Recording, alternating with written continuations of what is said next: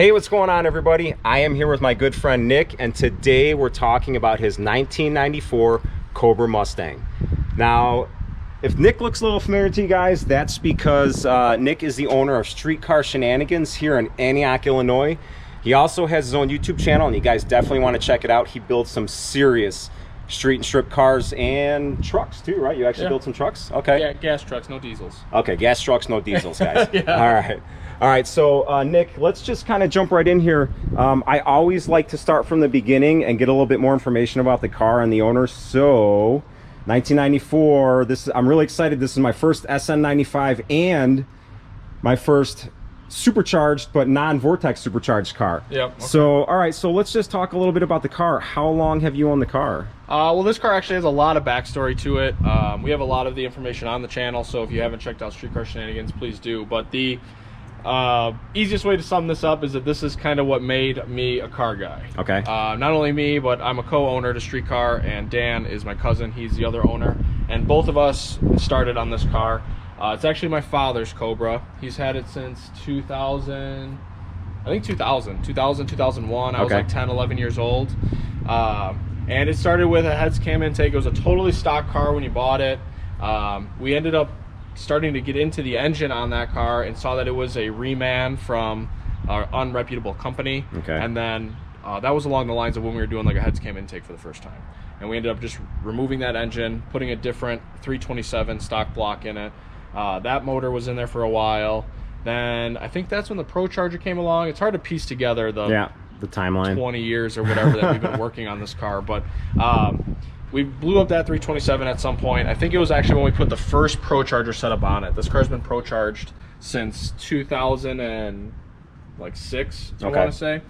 And it had a D1SC, which, if you're not familiar with Prochargers, D1SC is kind of the middle of the road. It supports like 925 flywheel horsepower. It's very similar to like the Novi 2000 or what would a Vortec do in that? I think a V3 will support almost that much, right? Yeah.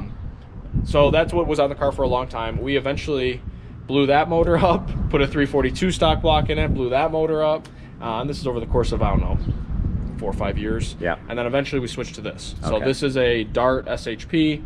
It's a 363. 363, okay. Yeah, still an 8.2 deck motor. And it's kind of got a lot of different things. The SN95 changed a lot because it was only a 5-liter for 2 years. So 94, 95, it was a 5-liter. Yep. Then they switched to the mod motor. And for those 2 years only, the accessory drive changed, the timing cover changed, the Procharger kit that they used in those years changed. So all that stuff has now been converted to back to Fox body stuff. Okay. But getting back to the story on the car, we eventually were still tuning on stock computer stuff when we had the Procharger on it. It was making 550 to the rear tires at that time. We were struggling finding a tuner that we really liked working with the J4, J1 stock 94, 95 computers. And it always had some kind of drivability quirk. We weren't really fond of it. So actually Larry Stauner, who you guys saw in Nate's video also, convinced us to go with the big stuff at the time. That was probably 2009. And the car's been on a big stuff ever since. Excellent. So now it's been standalone. It was still made about 600 horsepower. We didn't change much there. And then fast forward to now, or the last couple years, now the car's really kind of taken a turn towards the more strip approach. Yeah. We were always kind of, Dad, I should say, was always happy that the car had power steering and air conditioning, and it was almost a 10-second car. I never quite ran it, but it was like 11.1 was the best on paper, so it was really close to a 10-second car with all the factory stuff in it. Then my brother took it out and heard it, and Dad wanted to get rid of it. He was kind of getting a little less interested in the cars. At the same time, we were, at this point, so deep into cars. I mean, it was like our obsession, right? So we took the car and I said, hey, I'm going to fix it, but I'm going to change some stuff. Okay. But this is totally different than what it was my entire life. Okay. You know, so the last 2 years, I had I have a notch, obviously like that. That was a 347 NA car. I had really big heads. I had big carbureted intake manifolds. And when I decided to redo this car, I kind of salvaged a lot of what I had on my notch. Okay. This used to have Holley Systemax heads, Holley Systemax intake manifold, And then when I redid it a few years ago, I put my AFR 205 heads on it, which are their bad boy heads. Okay. I traded my intake manifold setup that was all carbureted for this Victor 5.0. I hand ported it myself. And then that kind of led to changing a lot of things over the last 2 years as we started to really aggressively race it. The first time back at the track after making a lot of these changes, still with the D1SC, the car went, I think 1080 on like the first pass. So it was already right off the bat the fastest it's ever gone. And then over the last 18 months, we've really kind of narrowed in some other things to try to get into the 9s. Okay. Which led us to upgrading to a D1X blower, which I guess comparatively is probably similar to a YSI from Vortec. Okay. They support similar power numbers. I think this blower is a little bit more efficient as far as intake to charge temps, and I haven't been in a YSI car lately, but I know this one pulls like a freight train up top, where the D1SC didn't as much. I'm gonna find out a little bit later. Nick told me to bring my big boy pants today, so. And then so now the car's evolved into this. Obviously it's wire tucked as much as we could, felt like doing. Everything's powder coated black, starting to show a little bit of age. It's been in this orientation for now half of last year and the majority of this year. Okay. The D1X is new for this year. The 160-pound fuel injectors are new this year. The brushless Aeromotive 5.0 brushless pump is new this year. So there's some minor changes to try to get up over 900 wheel horsepower, which was the goal. Okay, great. We succeeded. I can't tell you exactly what it made because I haven't told my own channel what it's made. Well, we'll save that for your channel, but we can honestly say that 900 plus, right? Yeah. Okay, definitely did it. Okay. North of 900. Now, are all Prochargers intercooled, or is that just an option, or how does that work? I think that's one of the benefits of the Procharger is that it is almost always intercooled. Okay. Even the base kits come intercooled. The P1 series, which is their street line. And they have super efficient intercoolers, just like you guys saw on Nate's video. Yeah. He's running a Procharger intercooler on his car. Yeah. They are really good. This actually is not a Procharger intercooler. Okay. Because we did a custom cold side on this. Okay. We made all this in-house. But this has a Treadstone 1245, and it's called a 28 wide. It's their biggest 4.5-inch core intercooler.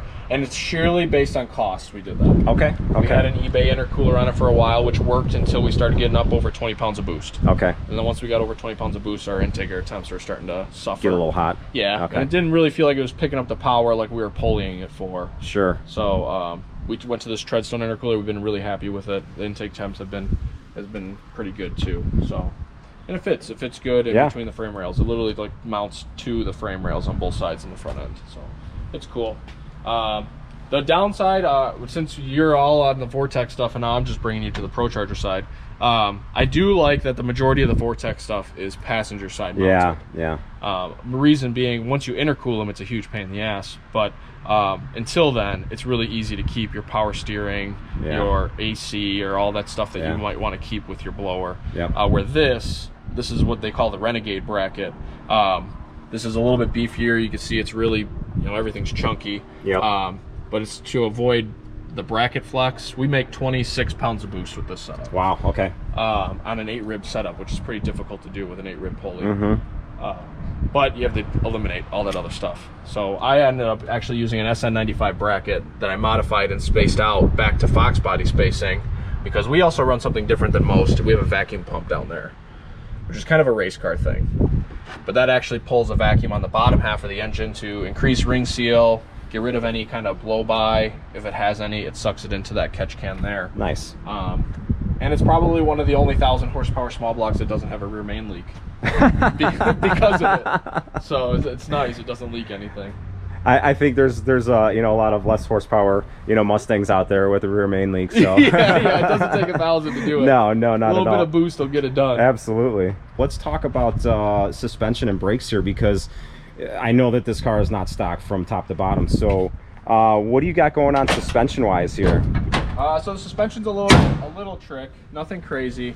It is a UPR front K-member front suspension. We just painted it red because it's been on the car forever. The tubular K-member came in years and years ago. It's still stock Cobra brakes. Okay. It just has good pads, but it still has part store rotors, and Nothing too crazy. It does have braided lines everywhere. Mm-hmm. It has stainless hard lines.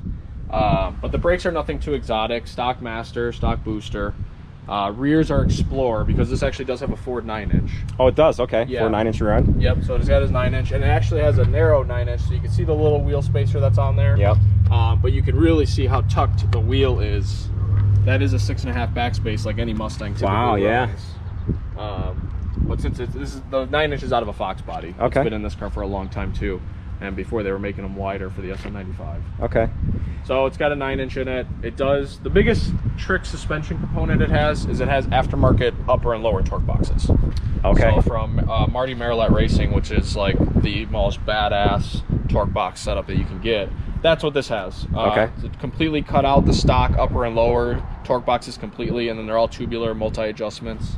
I'm not sure if you can even really see it. Oh yeah, you can see it up in there if you really try. You might see all the adjustment holes. Yeah, you see the bolt and all the adjustment holes right there. So that allows us to really kind of fine tune how the suspension works. Okay. When it's under power. And honestly, we haven't even started messing with different adjustments until just this year. Okay. So we've been racing it for like 2, this will be our 3rd year messing around with it. And we're just starting to mess with that stuff. Okay. Okay. So there's a lot left in the car in the suspension department. It has Warrior, Viking, double adjustable rears, nothing crazy. And it has Strange 10-ways up front. Maximum Motorsports Kester camber plates. So that's a little noisy having that combination up front. But it has all Heim joint control arms. We made the lower control arms. Uppers are, I think, Steeda solids. It has solid bushings on the housing. So the rear suspension is all solid. Okay. There's no rubber, no poly. It has a sumped fuel tank. And with the sump fuel tank, it has a Aeromotive 5.0 brushless pump, their filters and everything like that. It's got a 10 feed, 8 return, all full Frigola, PTFE, and PTFE lined on the outside also. So it's like infinite shelf life. It's easy to clean. It doesn't have any metal in it. It's really nice. Sure. I want to talk a little bit about the transmission, because I know you got something a little special going on in here that is completely above my head, but can you tell everybody what trans you got in this car? So this has a faceplated T-56 Magnum. Faceplated means that there's no synchros in between the gears, so there's nothing that helps speed up or slow down the next gear after the hub assembly when you're shifting the car. So you can't really shift it slowly. Okay. Is what it comes down to. You really got to shift it quick, but what that allows for is really no misshifts. As long as you unload the driveline in some way or another and you cram it in, it's going. Okay. It has like 6 big huge teeth lugs, and then on the selector shaft it has the male version, and they literally just interlock. Where normally there'd be like a clutch cone, so as it pushes against, it speeds up the next gear. Yep. And then that'll allow you to make the shift. Now it doesn't do that, you just cram it in. And this one in particular, 5th and 6th are still synchronized, so you can drive into 5th and 6th like normal. Okay. But 1 through 4 are not. So okay. you cram it in. I actually bought this transmission for my notchback, but we took this combination out for the first time on the slicks and skinnies, and Dan and I totally blew 3rd gear out of it on the street. Oh, so we decided to get a QuickTime bell housing and the remaining supporting mods to put it in this car. And my car's still about a year away from running, so this will stay in here for now, and then we'll just switch this to a regular Magnum. Okay. They really replace each other. It's sure. just all internal modifications. So when this is ready, or when we're kind of tired of the faceplated stuff, we'll just put a regular Magnum in it, and it'll drive just as well. How about the clutch? What clutch are you running in here? This actually has like a 10-year-old RST. Really? Yeah, it stands up to the abuse. It stands up to the power. I really liked McLeod clutches for a long time because of this one particularly. Yep. It hasn't given us any hard time. Lately, I've had a few issues with them, but this one, I can't believe that it's in here and it lasted like. And you're abusing it a lot. All the time. All the time. I don't think there's anything else trick except we have a 2-step on the clutch pedal. Okay. So that's how we unload the driveline. Okay. So it's flat foot shifting. Tap the clutch pedal, it unloads the driveline, you pull the next gear. That's what's nice about that. The shift times are really, really short. Okay. And then gauges are all just kind of standard boost gauge. I would really kind of like to switch to a digital dash in the future and maybe a Holly, but with how much that we've put into this car over the last 2 years, it works really good right now. I'm gonna drive it to the party after this, and it's gonna be just fine, and I never need to worry about anything. So it's really hit a good balance of 9-second street car and reliable. I can kind of take it wherever I want to. So let's talk about what you got going on here with the wheels. So this is a new drag setup for this year that we actually got off a local racer. These are Alumistar 2.0 fronts, which are technically not for street use, but who really listens to that? But there are gonna tell anybody. Yeah, right. But it's a 17 by 4.5 front. Okay. With a 26 by 4 skinny on it. I do run bias ply front and rear. It actually drives and races really nice this way, and it helps with the really stiff suspension. It drives on the street really great with these. And then the rears are Champion beadlocks, which they don't make anymore, but they coincidentally match really well. Okay. So they are single beadlock. It's a 15 by 10 with a 6.5 backspace. Standard Mustang fitment front and rear. We run a 26 by 10 slick with an inner tube in it. On the street, I run them about 16 pounds of pressure. Okay. And then at the track, we lower them down to like 12.5, 13. But it'll still get down on the street like this pretty good, like you guys will see in a second. Okay. Okay. Real quick on the exhaust, in case you get a bunch of comments on it, it is a 1.7" long tube headers. These ones are they're from RCI. I think they hang a little low in comparison to like Cooks or some other options that you can get out there. But aside from that, they're good. 3-inch custom X pipe, and then it has Borla Pro XS mufflers dumped at the axle. Okay. But the Borla Pro XS is key. Somebody saying hi. Yeah, sounds like my brother. It's lightning. But yeah, I think that kind of sums up the whole car for you. Awesome. No AC, no power steering, just badass. All right, guys, this is always my favorite part of the video. What do you say we go for a ride?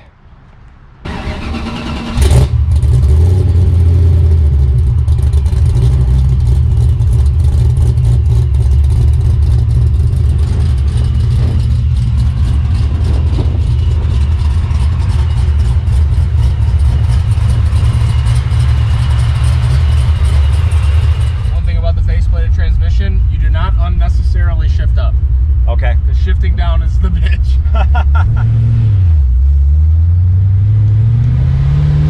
So when you want to drive it smooth, you gotta like double clutch it.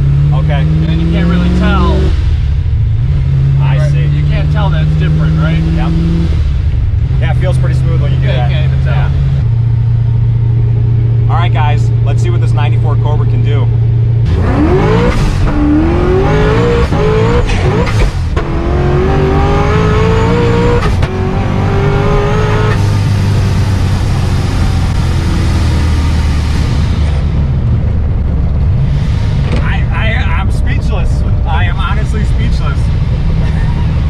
Try to get a better one on the next one. Yeah, for sure. That was deep into triple digits. By the way, we're in Mexico, guys. Yeah, right.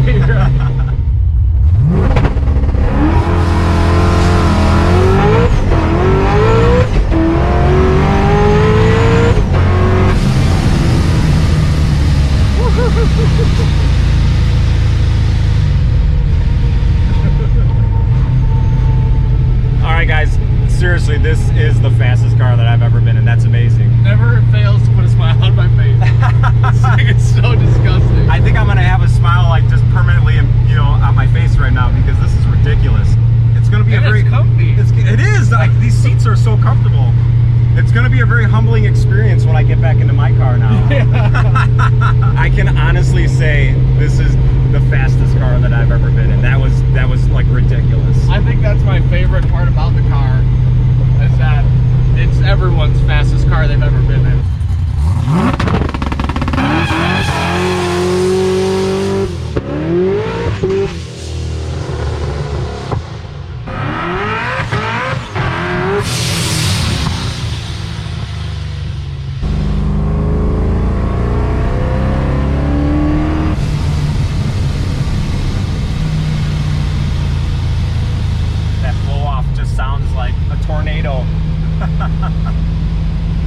I'm debating putting another one on it because it will cut down the volume. Okay.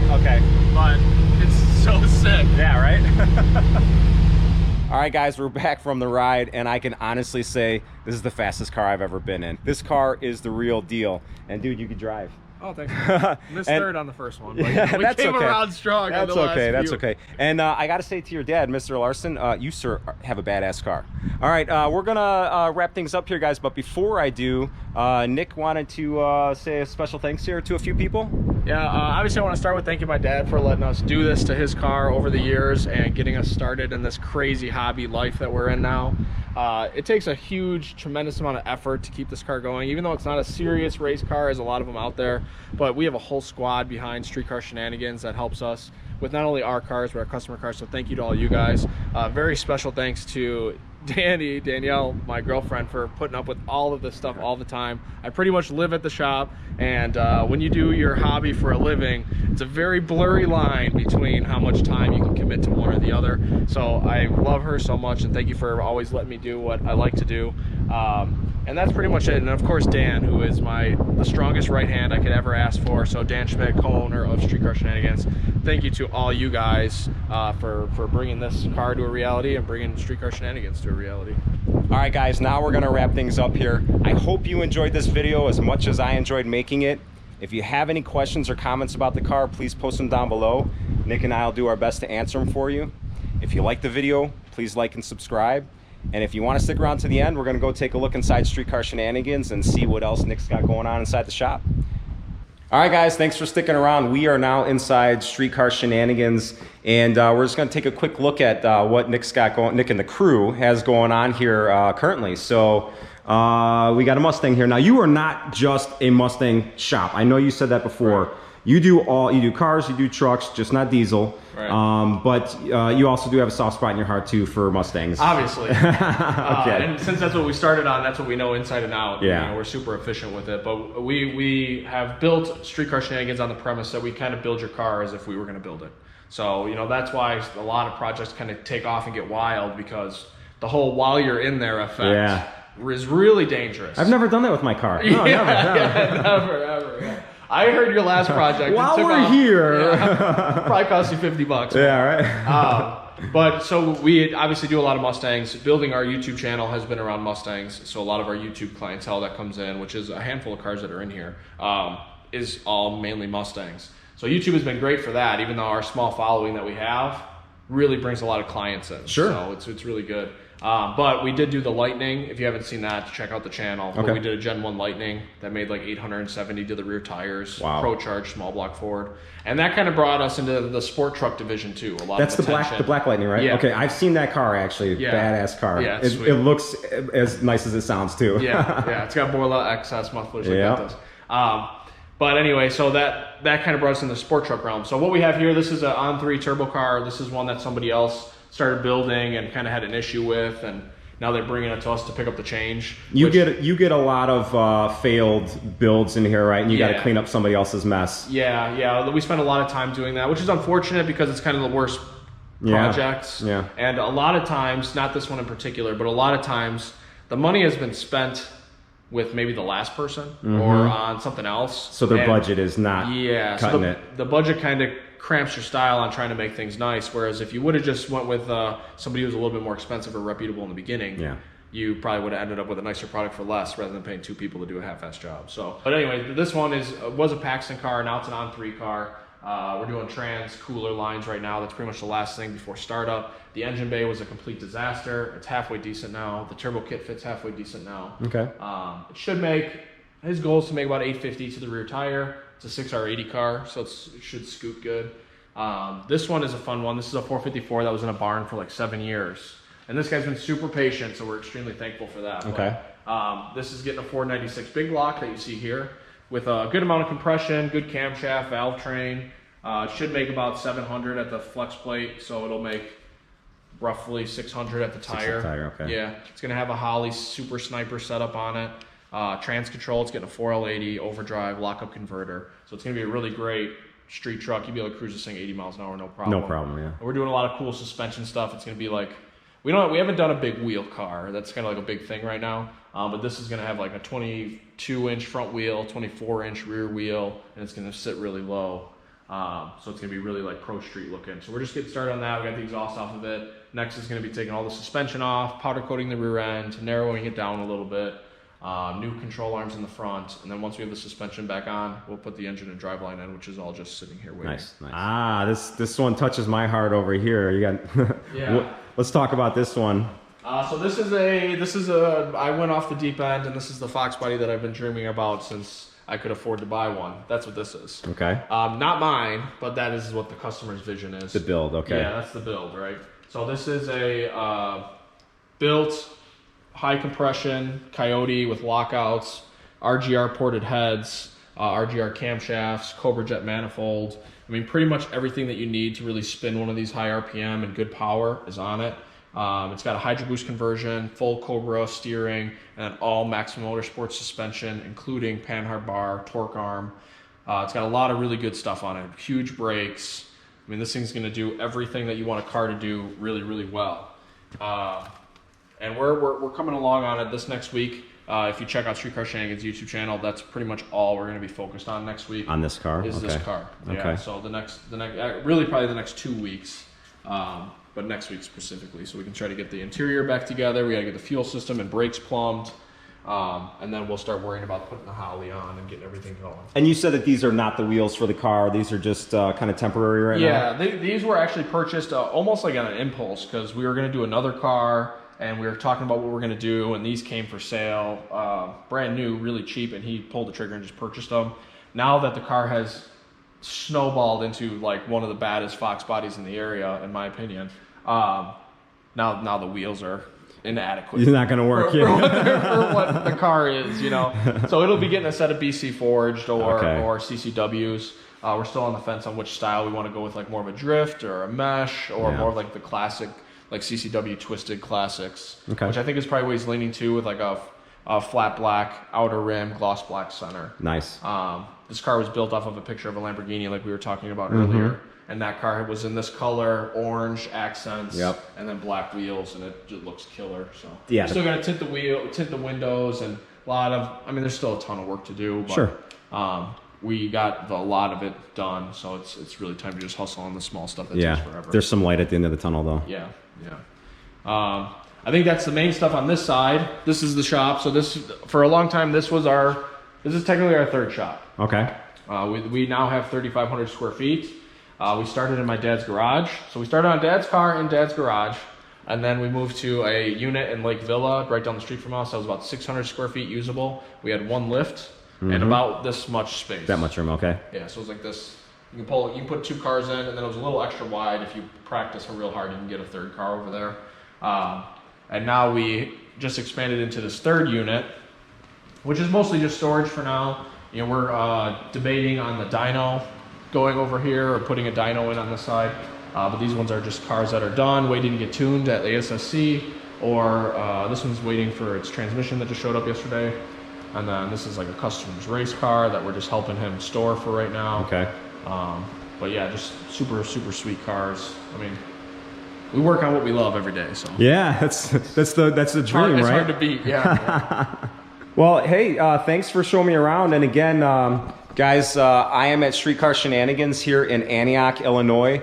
And any of you guys out there that are in like the Wisconsin, Illinois, Indiana area, or even like you said, this car's from Texas, right? Right. Okay, so hey guys, even if you're in Texas, bring your car here. Nick is the real deal, and these guys over here really know what they're doing, and they build some serious cars, and they do it right. Right? That's one thing I really appreciate is when I see your videos and I see like these failed builds, and it's unfortunate because a lot of guys try to do things themselves, or they get kind of on the hook with somebody that really is getting in over their head, and then they're stuck with this car and they spent all their money already, so their budgets are really low, but you're doing the repair work correct, and I really appreciate that because it means a lot to me too. Like with my car, you know, I always want my car to be top notch too. I don't want anything half-assed.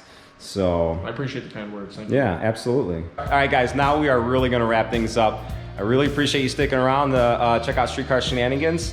Nick, thanks a lot for showing us around. Hey, thanks for asking me to do it. Absolutely, absolutely. All right, guys, seriously, if you have any questions or comments about the shop here, please post them down below, and Nick and I will do our best to answer them for you. If you like the video, please like and subscribe, and we'll see you next time.